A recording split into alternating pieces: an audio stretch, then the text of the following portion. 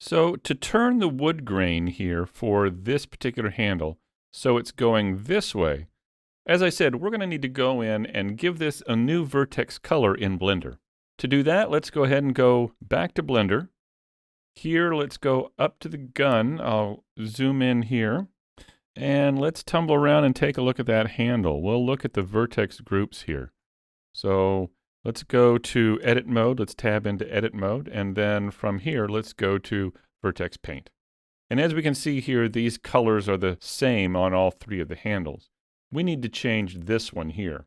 So let's go over to our context tab here and let's find ourselves a new color. How about, I don't know, how about something like this? Let's give us kind of a strange green here. How about that? I'll go ahead and add that to the color palette. And then what let's do is tab into edit mode and go to face mode, and let's just select this area right here. And I'm going to press Control plus and expand that selection so it just goes right to the edge there, right there. Okay, so that's where we need the new vertex color.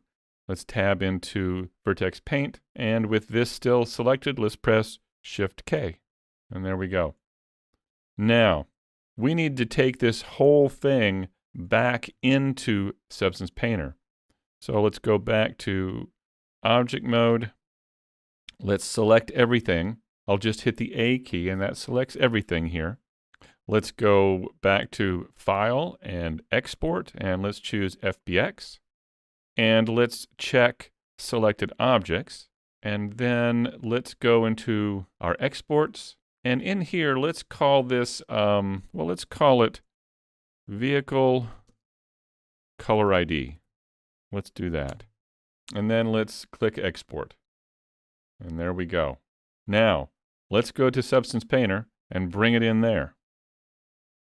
Here in Substance Painter, I'm going to go ahead and bring everything else back. Let's bring the wheel, the vehicle, the tire, all of this back in so we can see this happen here. Let's press Shift and right-click and move the light around here, okay? So now, the way to bring in that new FBX file is to come up here to Edit and go to Project Configuration. And here we can bring in a new mesh object. So under File here, let's click Select. And then let's select that Vehicle Color ID right here. I'll click Open and then OK. And let's see what happens. So it has now brought in that new FBX, that new mesh object. And on that new mesh object, that one new vertex color. So what let's do is let's go take a look at that. If I hide all of these, let's now come over here, spin around over here and take a look. Well, the problem is the wood's still on here and it's still the same way it was.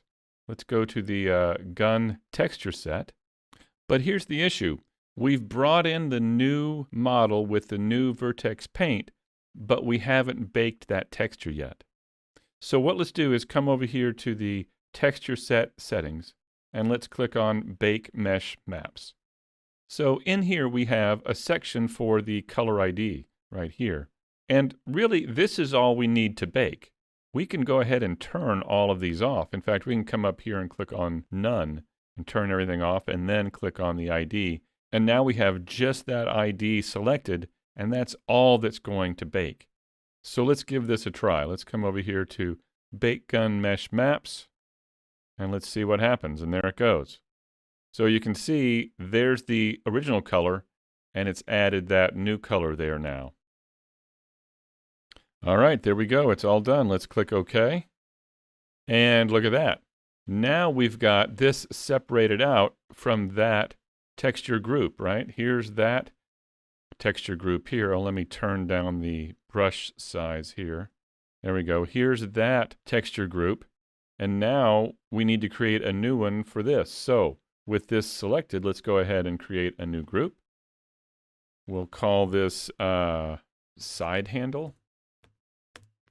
And then we can right click, add mask with color selection. Let's go back to the properties tab here. Click Pick Color, and let's grab that new color. There we go. Now we can take that wood rough that we put in here, we can take that and right click and copy.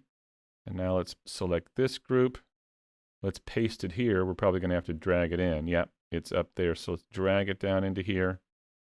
And there it is. Now, it looks pretty much the same, but that's because we need to come down here and in the rotation, let's take this back down to 0. And there we go. So now our handles are properly aligned. We have the wood grain going up and down for these and side to side for these. So that's a good thing to keep in mind as you go forward here.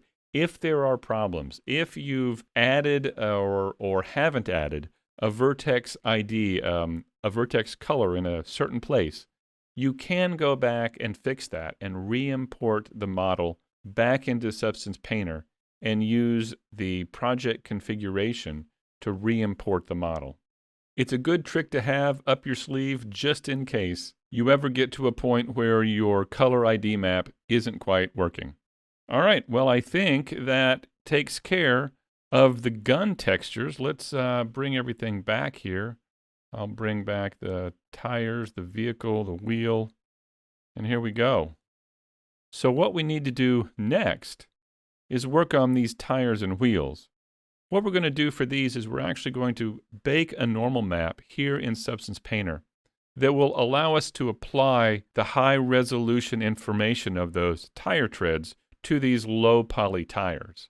We're going to need to go back into Blender and export those high poly tires, and then we'll use them to bake the normal maps here. So that's coming up next.